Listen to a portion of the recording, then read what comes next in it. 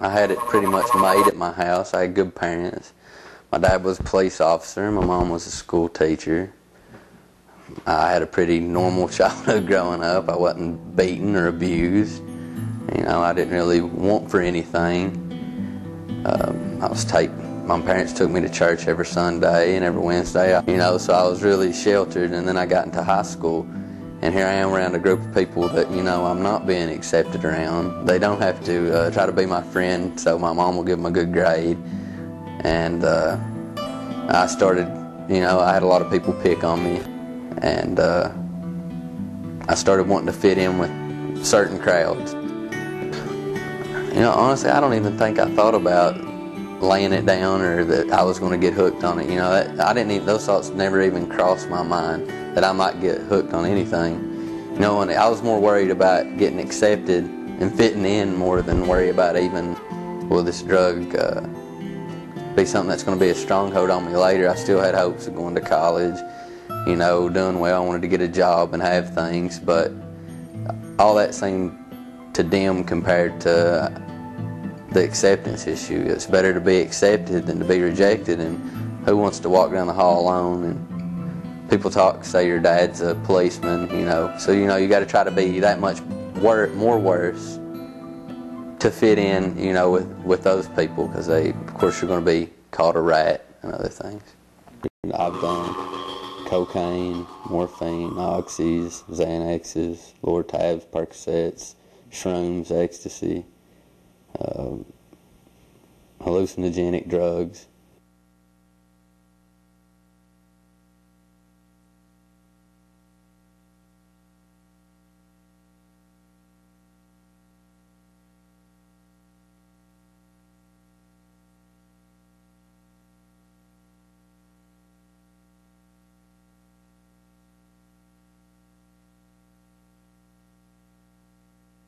Where can I get my next joint at? Where can I get another pill at? Where can I get money to get cocaine or, you know, anything else? I was looking for money. I was always looking for something, looking for a drug, looking for money, and looking for alcohol. And I never had time to even think, why am I looking for these things? You know, what's this going to do to my life? I was too busy searching for something, and I never really had peace. And I started thinking, you know what, I'm hooked to everything I do.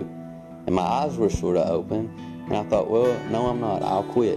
So I was like, I'll lay everything down for a month. I didn't make it till that night.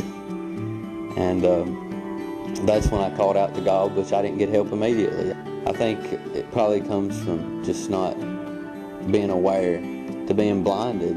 Like, even when people told me I was wrong, I didn't see myself as wrong. Even when people said what I did was wrong, or if I stole, or if I took something, or if I sold something to get something I wanted, I didn't see it as I did something wrong.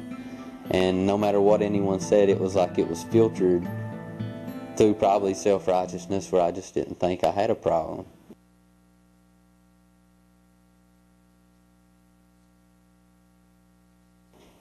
I looked around and saw how many people I was hurting.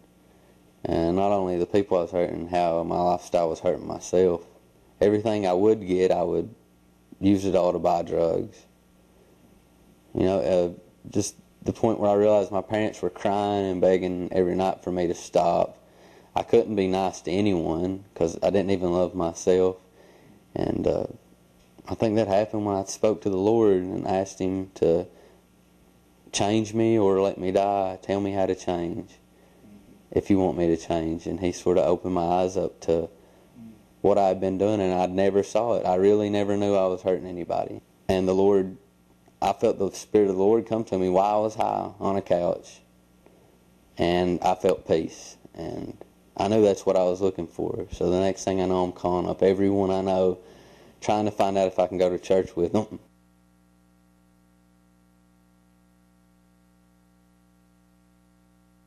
Yeah, I experienced like complete redemption from the drugs. Like, I was no longer addicted to drugs. I put them down. However, when I did get saved, I went back to a pill and did it the next weekend after I had been saved, and after all my addiction was took away out of habit. And when I took it, I didn't even get high, and what I felt was nothing compared to what I felt when I felt the presence of the Lord, and I was like, Lord, I'm sorry that I picked this back up. I see that that's not what I'm looking for. It's you I need. So I never picked up another pill after that. I never touched anything. It's knowing Christ as He's a person that died for you, a person that you can talk to, and He's there with you. He's helping you with the problem. I'm just a sinner saved by grace. And it's the fact of becoming intimately acquainted with your Savior, knowing Him, that keeps you from turning. Because when you have a good friend, I mean, it's hard for you to turn your back on a friend. But if it's just words you speak, it's easy to walk away, because you're not walking away from anybody. You're walking away from an ideal or a philosophy. This isn't a philosophy. This is a God that come down and lived as a man. There's people that have sins and addictions and problems that no one ever sees, that are living in just as much bondage as I was.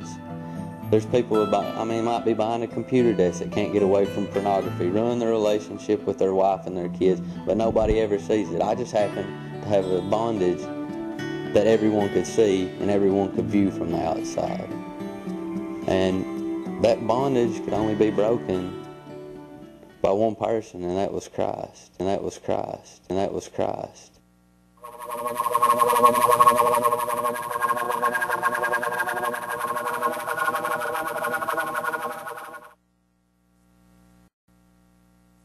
My mother raised me in church. She raised me in church, and I know the way, I know the path, but yet I strayed from it because of a lot of things that was going on in my life. And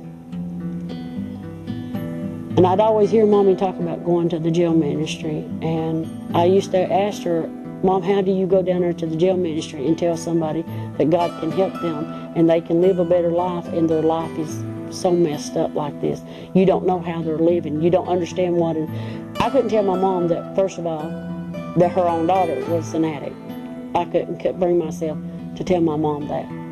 And I used to try to question Mommy in a roundabout way that she wouldn't understand what. I didn't want her to know that I was an addict. So I was questioning her, why do you go to the jail, and how can you help these girls that are addicts, that are alcoholics? Back then, more what they dealt with was more alcoholic and that sort of thing. But